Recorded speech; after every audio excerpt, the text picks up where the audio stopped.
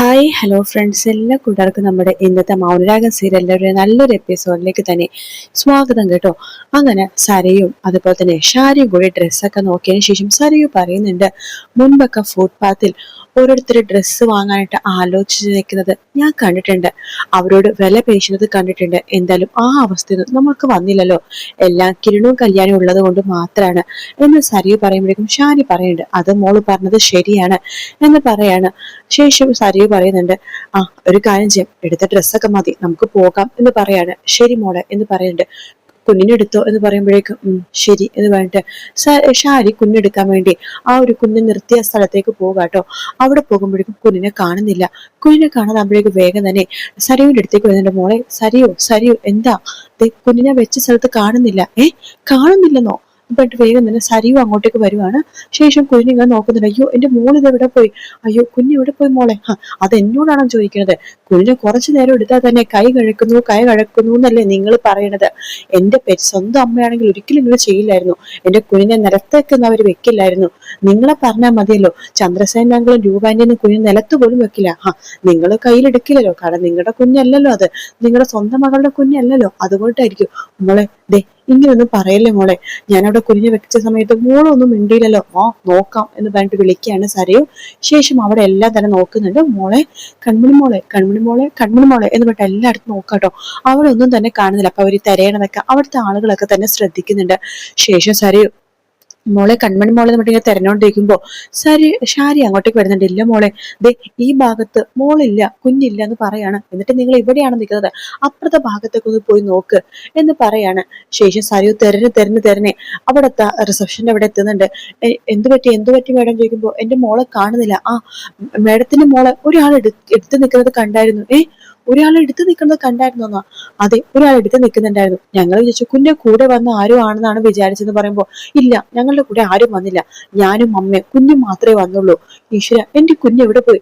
അപ്പോഴേക്കും ഷാരി അങ്ങോട്ടേക്ക് വരുന്നുണ്ട്. എന്താ മോളെ, എന്താ ഇവര് പറയണത്? അമ്മേ, ഇവര് പറഞ്ഞത് കേട്ടില്ലേ? കുഞ്ഞിനെ ആരോ അയാൾ എടുക്കണത് കണ്ടുന്ന്, നമ്മുടെ കൂടെ വന്ന ആളായിരിക്കുന്ന ഇവര് വിചാരിച്ചേന്ന്. ഈശ്വര, അയാൾ കുഞ്ഞിനെ എടുത്തോണ്ട് പോയോ?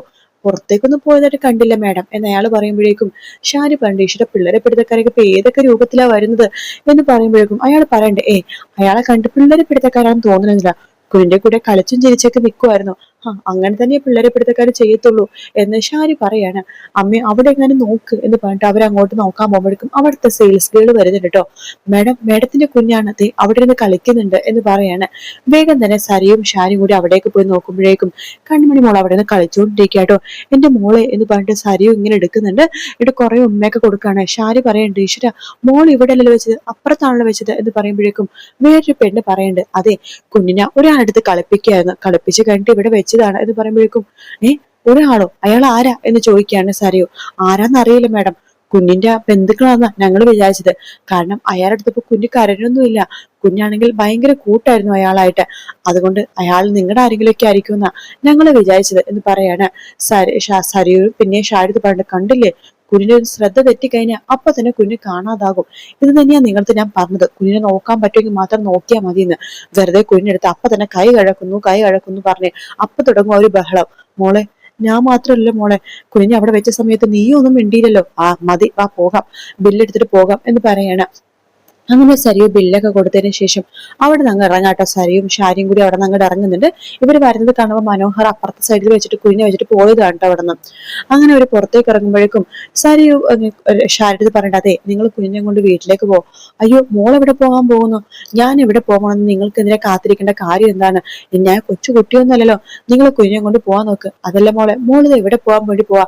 എവിടെ പോയാലും നിങ്ങൾക്ക് എന്താന്നല്ല ഞാൻ ചോദിച്ചത്. നോക്ക്, ഞാൻ എവിടെയെങ്കിലും പോകും, എന്തും ചെയ്യും, അത് നിങ്ങൾ അന്വേഷിക്കേണ്ട ആവശ്യമില്ല.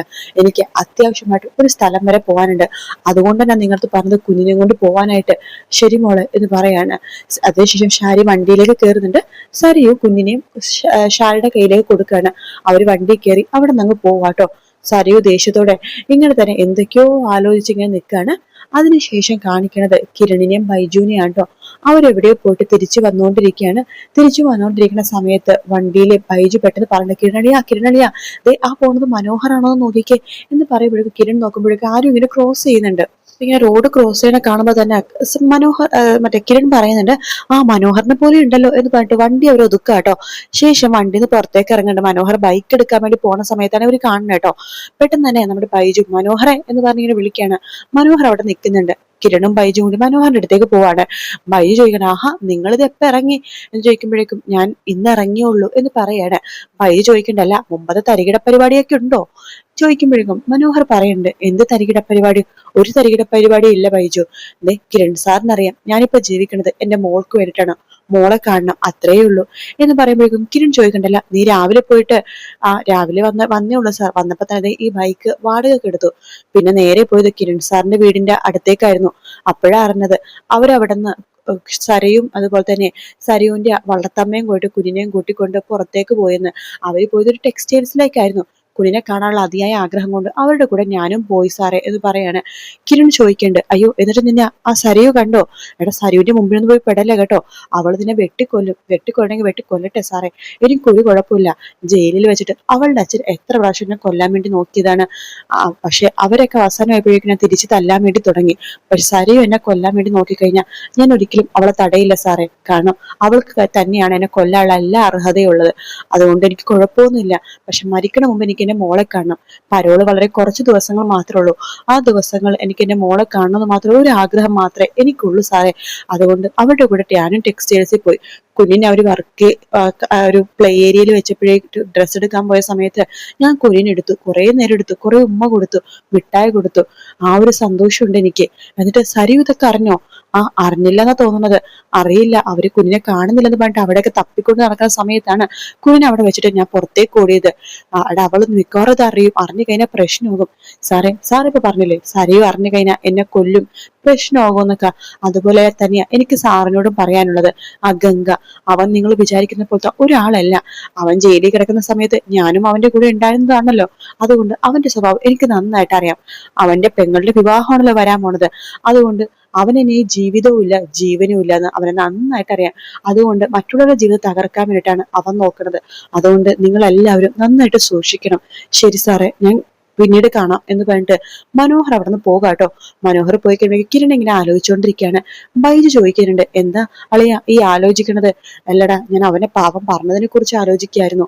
ആ ഗംഗപ്രസാദിനെ കുറിച്ചിട്ട്. അവനെ കൊല്ലാൻ നല്ലൊരു അവസരം എനിക്ക് കിട്ടിയിട്ടും ഞാനത് പ്രയോജനപ്പെടുത്തിയില്ലല്ലോടാ എന്ന് കിരൺ പറയുമ്പോഴേക്കും, അത് പോട്ടെ അളിയ, അവൻ അങ്ങനത്തെ ഒരു ജന്മമാണെന്ന് നമുക്കറിയാലോ എന്നിങ്ങനെ പറയാണ്. അതിനുശേഷം സരയു നേരെ പോണത് ജയിലിലേക്കാട്ടോ, രാഹുലിനെ കാണാനായിട്ട്. രാഹുലും സരയുവിനെ കാണുമ്പോൾ തന്നെ, ആ മോളെ കാണാൻ വേണ്ടി ഞാൻ കാത്തിരിക്കായിരുന്നു മോളെ, അവൻ പരോളിൽ ഇറങ്ങി എന്ന് പറയുമ്പോ സരയു ആകെ ഞെട്ടുവാട്ടോ. ആര്? മനോഹറോ? അതെ മോളെ, അവൻ പരോളിൽ ഇറങ്ങി, ഇന്ന് പരോളിൽ ഇറങ്ങി. ഞാനും അമ്മയും എന്റെ വളർത്തമ്മയും കൂടിയേ തുണിക്കടയിൽ തുണി എടുക്കാൻ പോയി. കുറച്ചു നേരത്തേക്ക് കുഞ്ഞിനെ കാണുന്നുണ്ടായില്ല, ജസ്റ്റ് ഒന്ന് അവിടെ വെച്ചേ ഉള്ളൂ കുഞ്ഞിനെ. അപ്പോ ആ കുഞ്ഞിനെ ആരും എടുത്തുകൊണ്ട് പോയി കളിപ്പിച്ചെന്നൊക്കെ തുണിക്കടയിലെ സെയിൽസ് ഗേൾ പറയുന്നുണ്ടായിരുന്നു. അപ്പോഴേ എനിക്ക് സംശയം തോന്നി അത് അവനായിരിക്കുമെന്ന്. അത് കൺഫേം ആക്കാൻ വേണ്ടിട്ടാ ഞാൻ ഇങ്ങോട്ട് വന്നത്.